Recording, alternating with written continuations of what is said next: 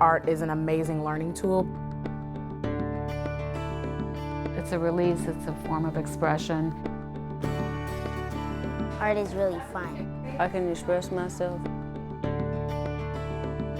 You get to show your actual personality into the whole picture. I think it taps into other forms of intelligences. It's like if you can be creative with your hands and with your eyes and in making art, you can also be creative in the choices that you make with your life.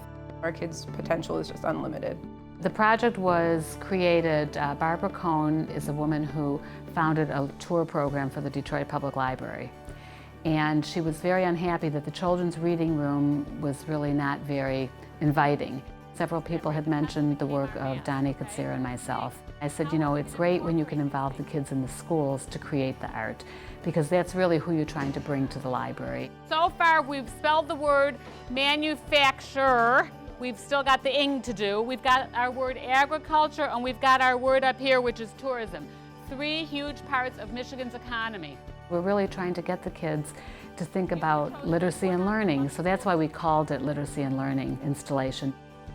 The artwork is created by the kids, but they have actually, in their schools, done curriculum based on the different themes. So every school had a different concept.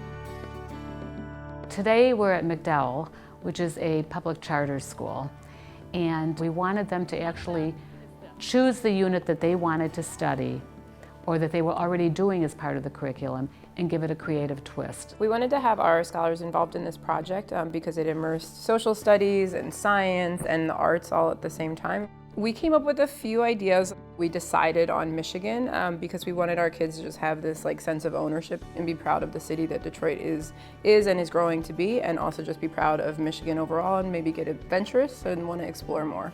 A lot of times, you ask scholars where they live and they're like, United States. Yes, we know that, right?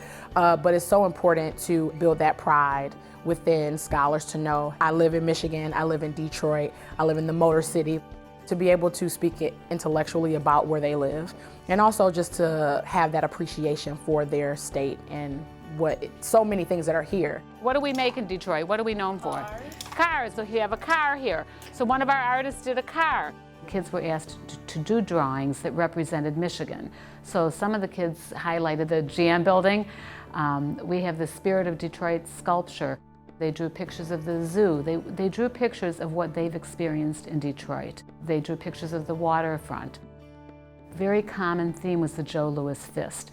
Kids love sports, and Michigan has all these great sports teams. Even if they're not winning all the time, kids love sports. We do have a huge number of universities, community colleges in Michigan, so all of you should be thinking about which one of those you are shooting your dreams for. McDowell School does a big push on talking about college. So in our mosaic, the kids did drawings of the different universities. So we really tried to encourage the kids to really go from the city of Detroit to up north. We have the state bird, which is the robin. We have the apple blossom, which is the state flower. We have the white pine tree. So we had over 500 drawings done by the kids. So we really are using their drawings of those things. These are the kids' artwork, and that's what makes the pieces so charming in the mosaics. My teacher, she said just think of something that you might draw, and I thought of this because it's a cool picture and it's a pretty picture. I designed a train over a city with an American flag on the building. So I tried to take the most common themes and I put them into a collage, and then Donnie Katsir, who's my glass mosaic partner, who I've worked with for 18 years, we took those drawings and assembled them into a master drawing, and we enlarged it to a 3-foot by 7-foot board, and we outlined it. We took the outline and we did the outline in glass. We work in a stained glass medium. Donnie, my partner, cut all of the glass into strips, and then we bring the strips into the school. A lot of times kids, they don't always want to draw, they don't always want to paint, but when you tell them they're cutting glass, I have the kids lined up to cut glass. It's not so dangerous. The kids are using a special cutter, they're careful, but they can actually use this clipper to actually cut the glass. And the kids are really excited by the physicality of it. And then they glue them into place. Because we've already outlined it, they're kind of filling in the colors. And at the end of the day, working with 300 kids, 400 kids, I tell them if I were in my own studio working on this, it would take me a few months.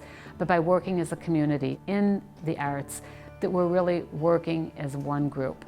And I ask the kids to come at the end of the day to see the finished piece. And by the end of the day, the entire mosaic is done.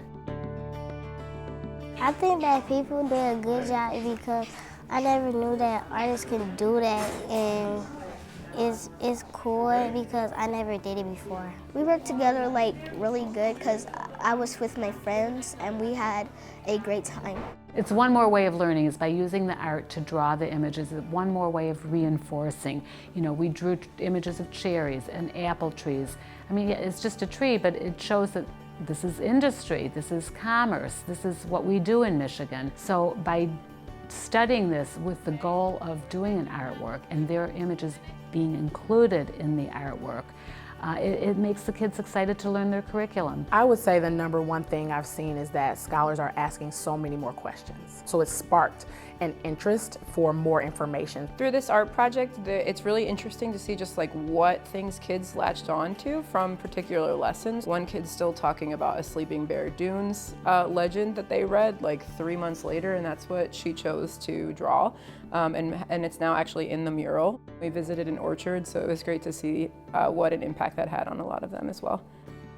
When you learn something new that you never learned before, you understand it more and you learn how to do it more. I learned that there are a lot of stuff in Michigan. I didn't know Michigan was the best state.